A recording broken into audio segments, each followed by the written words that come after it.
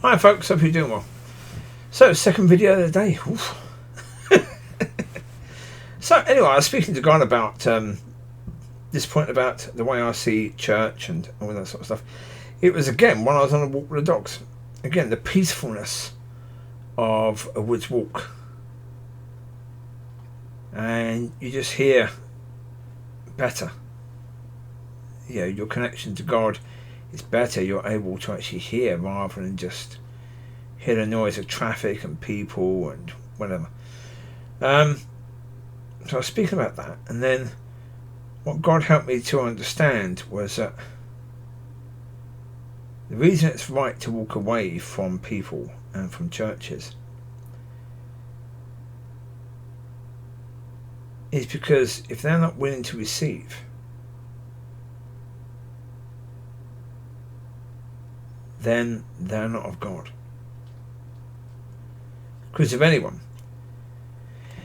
as I've said before, if let's be generous and say that they're willing to give and they have something to give, right? If you're only willing to give and not willing to receive, then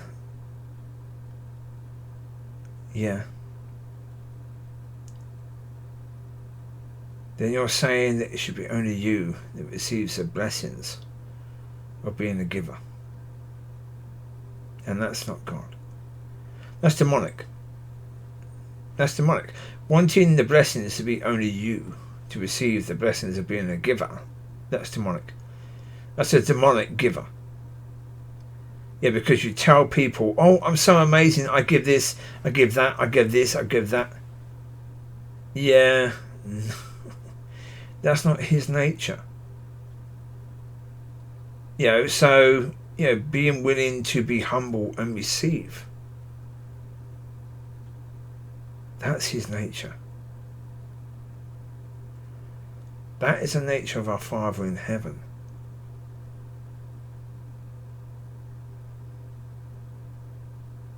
Yeah. And if people aren't willing to receive, then okay. Then would you have to weigh it up as well? You know, do they have anything that you understand that's worthy of you receiving? Well, if the answer is no, and they won't receive from you, well then walk away. It's right to walk away. Because there's no point being in relationships which are worthless. And as I say, if you're neither giving nor receiving, then you're in a worthless relationship. Yeah, a relationship should be about giving and receiving. And if you're doing neither, if neither are possible, well then walk away.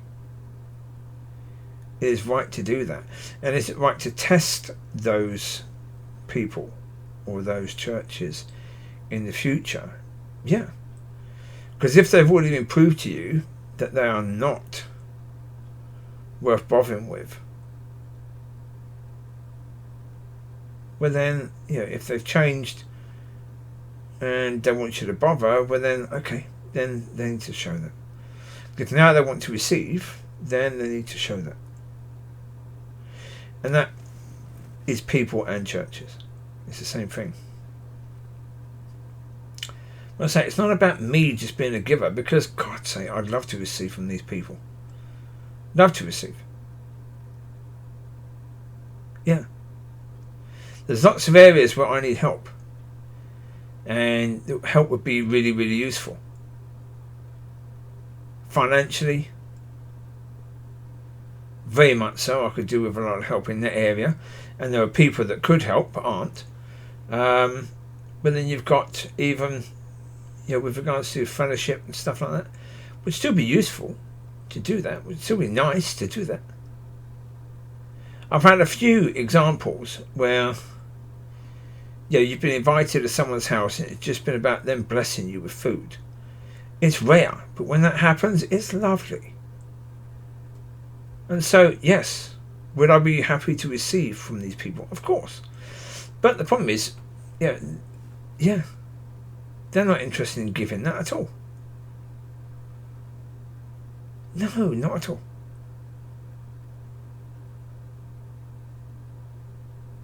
You know, shallow is the relationships that they want. And so therefore, therefore they've got nothing to give and they won't receive, so therefore it's right to walk away. Of course it is. And also, come on, if I go to any of these churches, again, if they're saying to me, you can't speak about what you see in the church, if you see things going on that's demonic, you can't mention that. Yeah, you should try and help other people to see that. Yeah, no, I'm not going to sign on a dotted line to say I wouldn't do that, no. And the problem is, that's what they want.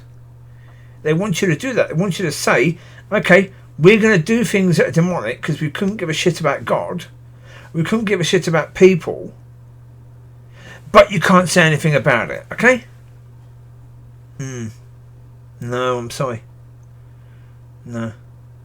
I get that if they're saying to me, okay, we're going to do everything we possibly can to be right with God, right?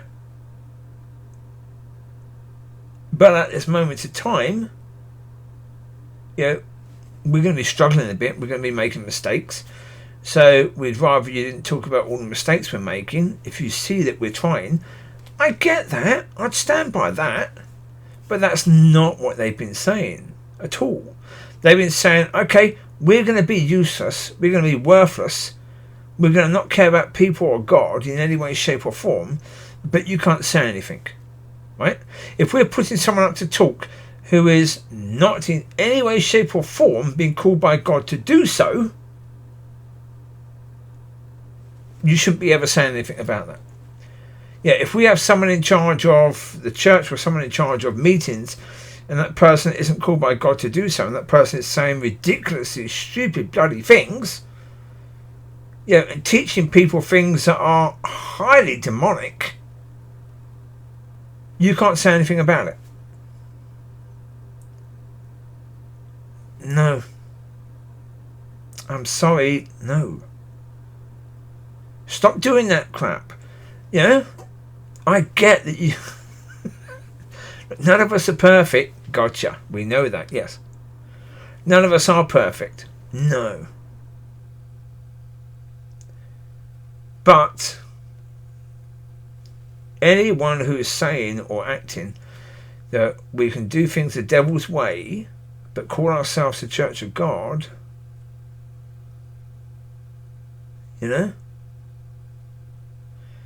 basically we can lead people to eternity in hell and you can't say anything about it.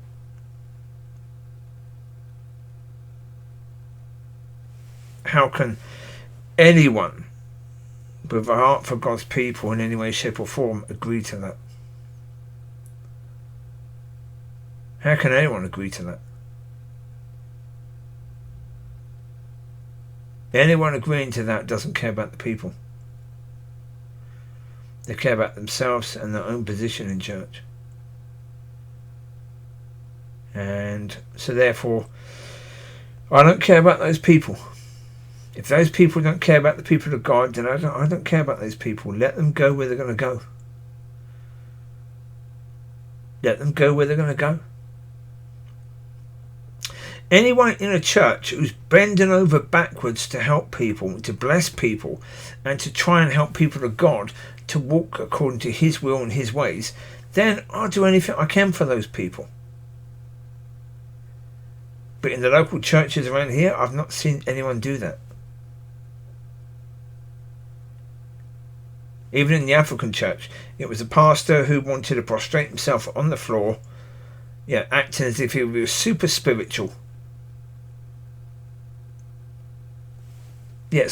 Acting as if you're super spiritual. Either he was faking it or it was the devil doing it. It wasn't God. God wasn't doing that. So therefore, can I back that man in what he's doing? No, I can't. Because he's basically just gone the lazy way of saying, okay, we've got African people, let's just have the African culture in our church, do things according to the African way. Excuse me? You're calling yourself a Pentecostal church. Therefore, you're supposed to be doing things according to the Spirit of God. No? Okay, then good luck. I wish you well. But I have no care or concern for your journey now, because you've got no care or concern for the journey of the people in your church. You know? The filling station, bringing in woke ministers. Very, very left-wing, not saying anything that could offend, so therefore really weakening the message. Bringing in something that's puke, according to the Lord. And if you're saying that's what these people deserve, then okay, that's fine. But the measuring you're doing for those people is going to be measured onto you, and so therefore what you deserve is no better than what you're willing to provide for others. There you go. And so, I hope these people change their view and are able to prove that they've changed. I hope they are. And I hope that they can do this for their own sakes. But do I think they will? No. Because as I've explained before in video after video after video, it's incredibly difficult. Incredibly difficult to change. Especially if you've been doing this for a long time. The conviction of that sin is harsh. So there you go. Take care. God bless. Bye-bye.